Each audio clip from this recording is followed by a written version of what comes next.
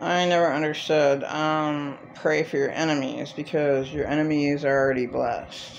And sincerely, being totally honest, I could never ever pray for Sybil's mom, like the worst mom in the whole wide world. And then maybe, Sinead O'Connor had a really, really rotten mom.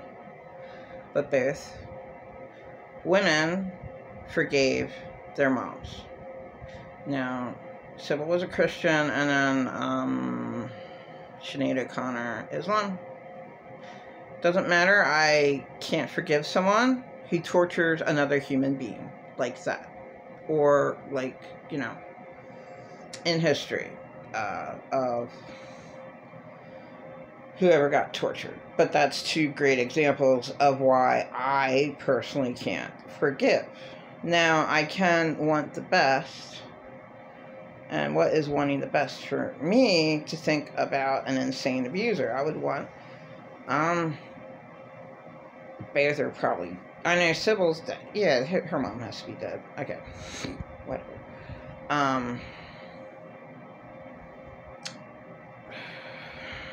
I'd want Sybil's mom. I would have wanted Sybil's mom to have apologized for being so atrocious and congratulated her for having been able to work through all of the horrific trauma that she caused her. She should not have been able to make it whatsoever at all. And I have no idea why, forgive your enemies. No, I'm not going to forgive someone who keeps on torturing someone. And that's what abusers do. I can't forgive Mr. Bobbitt. I don't care how good he looked on a YouTube video that I didn't even bother listening to because of what he did to Lorraine. He sabotaged her. He tortured her for 5 entire years. But you can't hold hate like they hold hate in their hearts. They absolutely hate themselves and they throw it on their victims. You have to want the best for them, and you have to want them to not do that again in your heart. You just, there's so much hell that's around. So many bad things that happen that you don't even want to know about. So what one has to do is want the abuser to actually say how horrifying they were. Like the House of Horrors. There's poor 13 children. It would be really cool to actually see both parents crying and saying, oh my God, what the hell was wrong with us that we tortured you? We are just the worst parents of all time. And what the hell is wrong with us that we had to torture you? And you know what? We're going to work every single day of our lives to give you guys money because we were assholes to you. Yeah. It's just simple things like that should be done. It's just, you can't give back what you stole from a victim. You can't, but they could work for him, and they could pay him back that way. That helps. Because what does a victim have? They had nothing their whole lives because their abusers wouldn't let them have anything. So that's just the way it should go. I don't believe in forgiveness.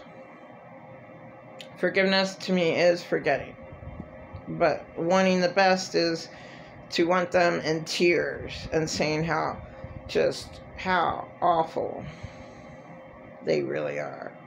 And they deserve to be tortured just like them, and they will work for their victims. And that's what the Turpins should do for their children. So not only have them in prison, but I don't know, feed them an okay meal that they're able to get up every morning and work 8 hours a fucking day And all that money goes to their kids. And that's what should really take place. And then you had all the other...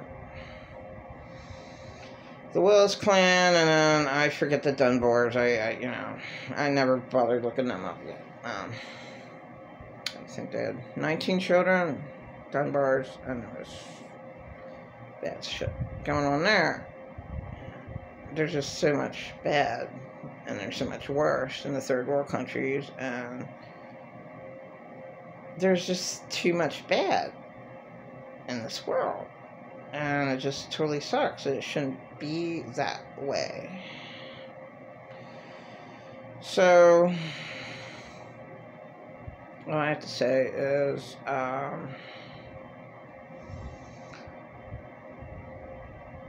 you have to deliberately forget how horrifying some insane abusers really are. You just have to forget it, because it will just bring you down and tear you apart, tear you to pieces every single time you think about an abuser. Every single time you think, you are reliving that hell. And I've done it a million times, and I'm sick of it. So, I'm sick of my stories. But if you have an abuser in your life that won't ever admit that you were ever harmed, that's like way, way up there of the worst toxicity. Yeah, I mean, you wouldn't think that's bad. Well, just ignore them. So what? Just ignore them. They're not calling you a bad name or anything. They're just stupid, and they say that you had a really good life. No, I don't know what the hell it is. It's like a pull in the demonic spiritual realm. I can't explain. I don't know what it is. Why can't I just ignore that? Oh, you had such a great childhood. Your childhood was just spectacular. And wow, if I could have just had a childhood just like yours. Wow, you had it so good. That kills a traumatized victim who did not have a good childhood. That is really, really bad to do that. So, again, when a victim goes through, thinking bad thoughts, like, nothing will cheer them up. But what's good for them is sleep and just walking. So if they are able to walk and maybe get them to be mad at their abuser while they're walking. So while they stomp, okay, stomp really as hard as you can of just how bad you feel, of how awful that your insane abuser treated you. Stomp as hard as you can. Stomp, stomp. I guess I would work with a punching bag too. Punch, punch, punch as hard as you can to show your hell that you went through with your insane abuser. That would work. It would hurt my little knuckles. I'd rather stomp on the ground with good sneakers instead of hurt my little knuckles. And it would have to be a very, very soft pillow. Like, these punching bags are really, really heavy. No way I can punch them. Forget that. Yeah. Okay, right. Sure. Like, I would ever do that anyway, Like,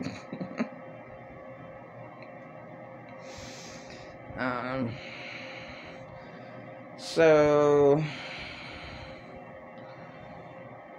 how should I end this? My same prayer that I always pray. Dear Lord Heavenly Father, please take away all the negativity of any insane abuser or of any negative news or anything that is negative in your life, and please replace it with your peace that passes all understanding by the powerful blood of Jesus, who conquers the wickedness in heavenly realms.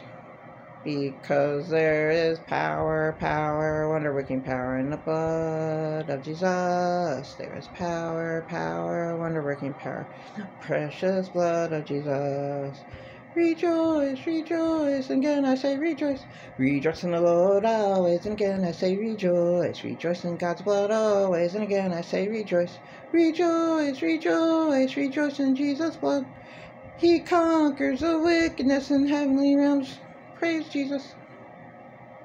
I will sing of the mercies of the Lord forever. I will sing.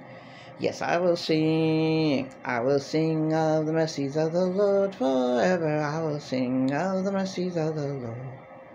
With my mouth will I make known thy faithfulness, thy faithfulness. With my mouth will I make known thy faithfulness to all generations. I will sing of the mercies of the Lord forever. I will sing. Yes, I will sing. It's just like so sad that there's not that many generations that believe in the real Jesus. And it's really hurtful that my boys disappeared in the end.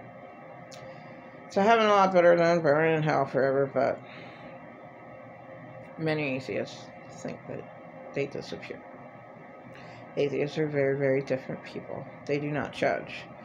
And then they don't want to engage and get involved, which is love. So real love is getting involved in a victim's life and rescuing them because they have it too hard. Giving them a place to stay and helping them out the best they can. Sybil is one of the biggest miracles that ever happened. There's no way that girl should have ever been able to make it. 16 different personalities, and her one counselor, helped her to realize that she had 16 personalities.